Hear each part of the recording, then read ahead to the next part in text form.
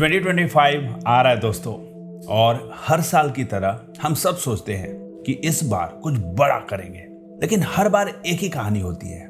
जनवरी में जोश, फरवरी में होश और मार्च तक सब खामोश। मैंने एक कोट पढ़ा था और मुझे बहुत अच्छा लगा। I thought to share with you all, which says rich people buy time, whereas poor people buy stuff, ambitious people buy skills, lazy people buy distractions, and visionary people buy opportunities. अब मैं आपको समझाऊंगा कि इसका मतलब क्या है। अच्छा, उससे पहले आप एक बात बताओ कि अगर आपके पास 1 लाख रुपए हो तो आप उसका क्या करोगे? उसे क्या खरीदोगे? एक नया फोन, ब्रांडेड शूज या कुछ और? लेकिन दोस्तों, हर कोई अपने पैसे का यूज अलग अलग तरीके से करता है। चलो हम बात करते हैं कि कौन, कहां और कैसे इन्वेस्ट करता है। Rich people buy time. हम रिच पीपल के माइंडसेट को समझते हैं। ये लोग एक चीज बहुत अच्छे से समझते हैं कि टाइम सबसे वैल्यूएबल एसेट है। वो अपने रूटीन टास्क को डेलीगेट करते हैं, ऑटोमेशन टूल का यूज करते हैं और फ्री टाइम को प्रोडक्टिव और ग्रोथ ओरिएंटेड एक्टिविटीज में इन्वेस्ट करते हैं। पुअर माइंडसेट में क्या होता है कि आप हर काम को खुद ही करना चाहते हैं, पैसा बचाने पे ज्यादा फोकस रहता है। लेकिन जो रिच लोग हैं, दे नो कि टाइम इज मनी। एक बिजनेस ओनर अपने काम को स्ट्रीमलाइन करने के लिए एक मैनेजर हायर कर लेता है। वो देखता है कि हर काम मैं खुद ही करूंगा तो मेरा ये जो टाइम इन्वेस्टमेंट है, मेरे पास लिमिटेड टाइम है। हर इंसान के पास 24 आवर्स ही होते हैं। अब उन 24 आवर्स में आपको डिसाइड करना है कि ये टाइम एक बार चला गया, ये वापस नहीं आएगा। आपका पैसा वापस आ सकता है, आप फिर से बहुत कमा सकते हो, लेकिन जो टाइम है ना, वो सबसे वैल्यूएबल एसेट है, ये वापस नहीं आ सकता। तो यहाँ पे अब माइंडसेट रिच पीपल का यही होता है कि टाइम बाई करो, वो काम जो कोई भी कर सकता है। उस चीज के लिए एक टैलेंटेड पर्सन को हायर करो, काम डेलीगेट करो। जो काम बहुत इंपॉर्टेंट है और अर्जेंट भी है और आपको लगता है कि आपके अलावा कोई और भी उस काम को कर सकता है, तो उस काम के लिए आप एक पर्सन का टाइम खरीद लो, वो काम उनको दो और वो काम आप करो जो आप सिर्फ आप ही कर सकते हो। मेरे पास एक लेडी का फोन आया, may be she will be in 30-35 की एज में। वो मेरी जूनियर रह चुकी थी। जब मैं जॉब करता था, मेरे अंडर काम करती थी। She is now married. उन्होंने फ़ोन किया, उन्होंने बोला, राहुल सर, पहले मैं 40-50 हज़ार रुपये महीने का कमा लेती थी, अब मेरी शादी हो गई है, बेबी हो गई है, तो अब क्या है, सिर्फ हस्बैंड कमाते हैं और उनकी कमाई से आगे खर्चे और बढ़ेंगे। मैं सेटिस्फाइड नहीं हूँ, लेकिन मैं कुछ काम भी नहीं कर पा रही हूँ। अब मैं क्या करूँ, मुझे गाइड करो। मैंने उनसे पूछा कि आपके पास घर में कितना काम है? घर की सफाई है, बर्तन धोने हैं, खाना बनाना है, जो जनरली हर घर के काम होते हैं, वो काम करने में, बेबी को संभालने में उन्होंने पूरा दिन इन्वेस्ट किया हुआ है। अब आप सोचोगे कि टाइम तो सिर्फ रिच पीपल बाई कर सकते हैं। ऐसा नहीं है। हम सब अपने करियर को ध्यान में रखते हुए टाइम बाई कर सकते हैं छोटी छोटी जगहों पे, जो कि आपको अभी मैं बताने वाला हूँ। तो उनको मैंने बोला कि आप ये काम खुद क्यों करते हो? आप देखो अपने घर में कौन ये काम कर सकता है, उनको डेलीगेट करो और आप पैसे कमाने फोकस करो। वर्क फ्रॉम होम कर लो, आपके अंदर स्किल है, सेल्स मार्केटिंग कर लो, सोशल मीडिया मार्केटिंग कर लो, कंटेंट राइटिंग का काम, जो भी आपके स्किल्स से रिलेटेड है, वो काम अपने घर से करो। Then I suggested her to outsource this work to a maid. एक काम वाली बाई रख लो आप, वो घर की सफाई, घर के काम में आपकी मदद कर दे। कपड़े धोने हैं, बर्तन धोने, घर की सफाई करनी है। अगर फुल टाइम मेड आप हायर कर लोगे, 10-12 हज़ार रुपये महीने का दे दोगे, तो वो आपके बच्चे का भी टेक केयर कर लेंगे और आप घर पे ही हो, आप देख सकते हो। अगर आप किसी कंपनी के लिए घर से काम करते हो और महीने का 30,000 सैलरी भी कमा लेते हो, जितना एक्सपीरियंस है, ऑब्वियसली उनके पास इतना एक्सपीरियंस, 5-7 सालों का एक्सपीरियंस है, आई एम श्योर 30,000 की नौकरी उनको मिल जाएगी घर से ही। और उस दौरान वो अगर 10-12 हज़ार मेड पे खर्च भी कर देती है, तब भी 30 हज़ार में से 10-12 हज़ार खर्च करके 18 हज़ार रुपये महीने के, 20 हज़ार रुपये महीने के वो बचा सकती है, दिल्ली जैसे शहर में बैठ के। तो क्या ये सही है कि वो 10 हज़ार रुपये का काम जो एक मेड कर सकती है, वो काम वो लेडी पूरा दिन इन्वेस्ट करके कर रही है? यहाँ पे 20 हज़ार महीने का अगर वो बचा लेती है काम करके, तो साल के 2.5 लाख रुपए, 2,40,000 रुपए वो बचा लेगी अपने बेबी के लिए, जो कि फ्यूचर में उसके लिए काम आएगा। उनकी आगे ग्रोथ होगी, पढ़ाई लिखाई है, स्कूलिंग है, और भी मेडिकल के एक्सपेंसेस है, बहुत सारी चीज़ें हैं। तो बताइए क्या सही है? वो लेडी घर का काम करके और पूरा टाइम इन्वेस्ट करे, ये सही है? या वो घर से काम करके महीने का 30,000 कमाए और 10,000 रुपया मेड को दे? कई ऐसे काम है जो कोई और भी कर सकता है, उसको दे दे, उसके लिए जॉब अपॉर्चुनिटीज क्रिएट होती है। तो ये ऐसा नहीं है कि आप खुद से काम कर रहे हो तो कोई इमोशनल टच हो रहा है, उसमें कोई इमोशनल टच नहीं हो रहा है। ये सिर्फ बोलने की बातें हैं। अपने करियर को आगे बढ़ाने के लिए पैसा कमाने पे फोकस करो, स्किल को अपग्रेड करने में फोकस करो, और अपने टाइम को राइट जगह पे इन्वेस्ट करो, क्योंकि पैसा वापस आ सकता है लेकिन टाइम नहीं आ सकता। अब बात करते हैं पुअर लोगों की। पुअर लोग स्टफ खरीदते हैं। वो लोग फिजिकल स्टफ्स खरीदने में इन्वेस्ट करते हैं, चाहे वो नए गैजेट्स खरीदने हो, क्लोथ्स की शॉपिंग करनी हो, या अननेसेसरी शॉपिंग। आपको एक बात समझनी पड़ेगी, जब भी कोई सामान खरीदते हैं तो आपको ये सोचना पड़ेगा कि ये जो शॉपिंग कर रहा हूं, ये क्या मेरी नीड है या ग्रीड है? Need versus grid. नीड, पानी का एक बॉटल खरीदना नीड हो सकता है कि पानी पीना है भाई, हर वक्त अपने साथ एक बॉटल रखेंगे। लेकिन 4 डिजाइन के बॉटल्स खरीदना, ये ग्रीड हुआ, टू शो ऑफ कि मेरे पास 4 डिजाइन के बॉटल्स हैं। मान लीजिए आप आईफोन 14 या 15 यूज कर रहे हैं, आपको मार्केट में पता चलता है आईफोन 16 आ गया, और आपके कई ऐसे दोस्त हैं जो नए फोन लेकर हाथ में चमका रहे हैं। अब आपको डाउनग्रेडेड फील हो रहा है कि अरे उसके पास आईफोन 16 प्रो मैक्स है और मेरे पास आईफोन 14 या 15 है। अब आप अननेसेसरली वो काम आईफोन 14 या 15 भी करके दे रहा है, लेकिन अब आप, क्योंकि उसको दिखाना है या जमाने को दिखाना है कि मेरे पास बहुत पैसा है, मैं तो बहुत हाईटेक चीज़ें यूज़ करता हूँ, लेटेस्ट चीज़ें यूज़ करता हूँ, आपने पुराने आईफोन को बड़े सस्ते रेट पे बेचा या एक्सचेंज किया और नए आईफोन पे इन्वेस्ट किया। तो ये एक ग्रीड है, अननेसेसरी एक्सपेंस है। तो यहाँ पे पुअर माइंडसेट हम इसको कहेंगे कि अननेसेसरी जगहों पे अपने पैसे को खर्च करना। अगर कोई चीज़ बहुत इंपॉर्टेंट है, उससे आपके स्किल को बढ़ावा मिलता है, आपके करियर के लिए इंपॉर्टेंट है, आपके पर्सनल ग्रोथ के लिए इंपॉर्टेंट है, तब आप ईएमआई पे भी खरीद रहे हो चलेगा, उधार लेके खरीद रहे हो, लोन लेके खरीद रहे हो चलेगा। मुझे आगे बढ़ना है, मुझे कोई काम करना है, स्किल के ऊपर काम करना है, मैंने लैपटॉप पे इन्वेस्ट किया, तो वो एक इन्वेस्टमेंट है। मुझे पता है कि इस लैपटॉप से एक स्किल सीखूंगा, उसके बाद जॉब पकड़ूंगा, उसके बाद इस लैपटॉप से 10 गुना ज्यादा कमा लूंगा। That is an investment.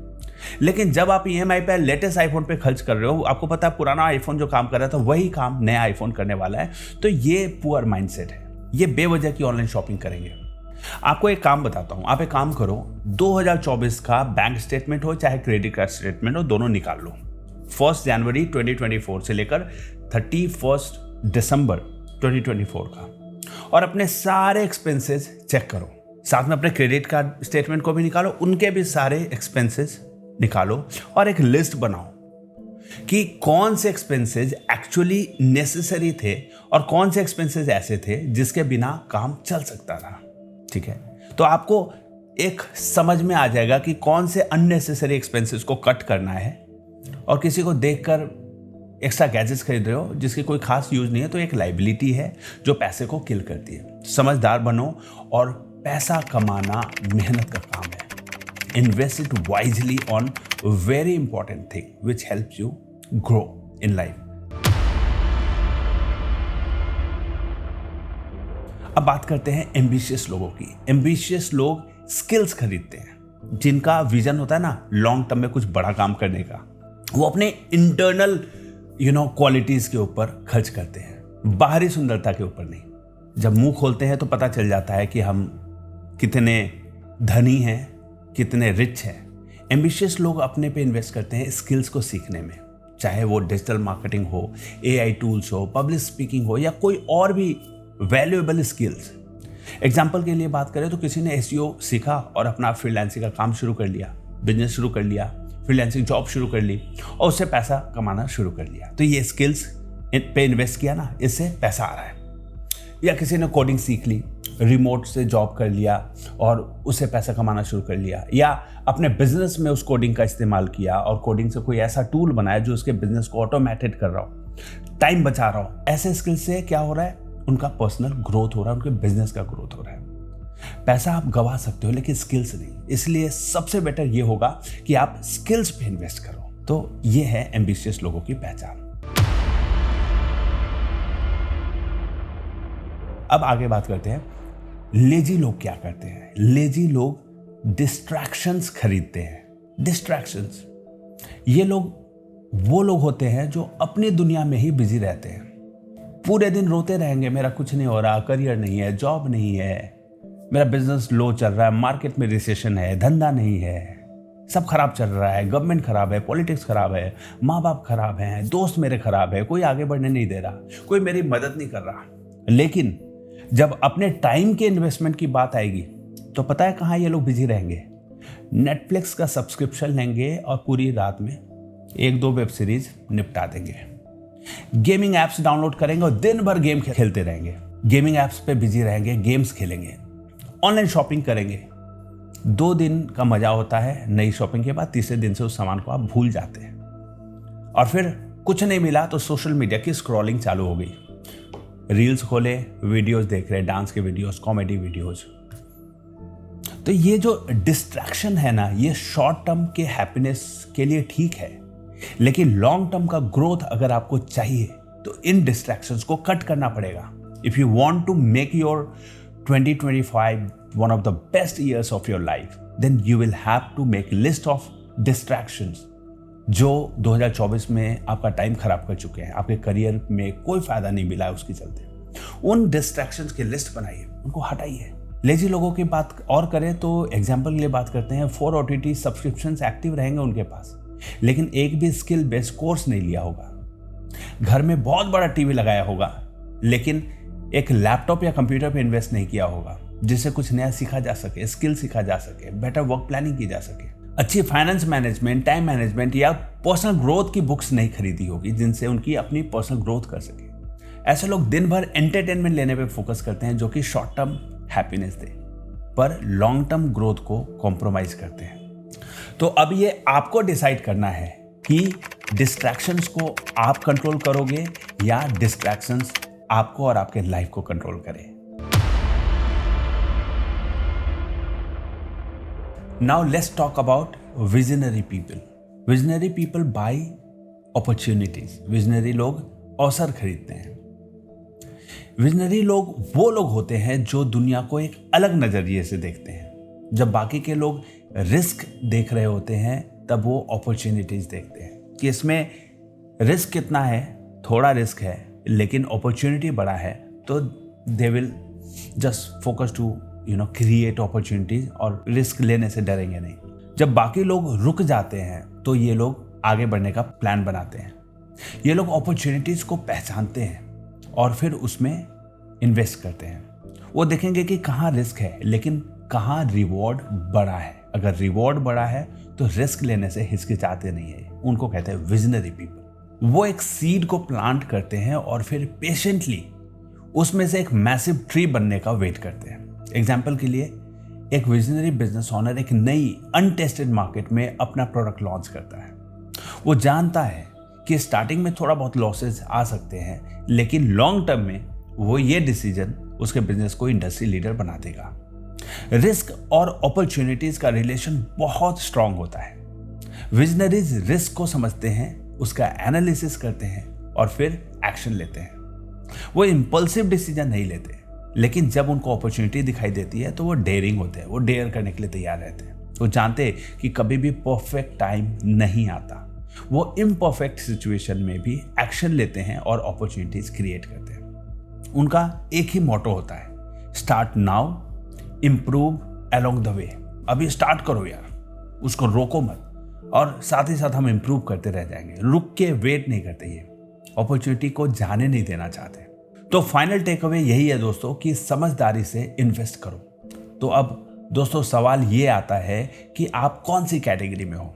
Rich mindset वाली कैटेगरी में हो जो टाइम पर इन्वेस्ट करने वाले होते हैं, पुअर माइंडसेट वाले हो जो लाइबिलिटीज पर इन्वेस्ट करने वाले होते हैं, अननेसेसरी शॉपिंग करने वाले होते हैं, एम्बिशियस माइंडसेट वाले हो जो स्किल्स सीखने वाले होते हैं, या फिर विजनरी माइंडसेट वाले हो जो अपॉर्चुनिटीज पे फोकस करते हैं, अपॉर्चुनिटीज क्रिएट करने वाले होते हैं, कैलकुलेटिव रिस्क लेकर सक्सीड करने वाले होते हैं।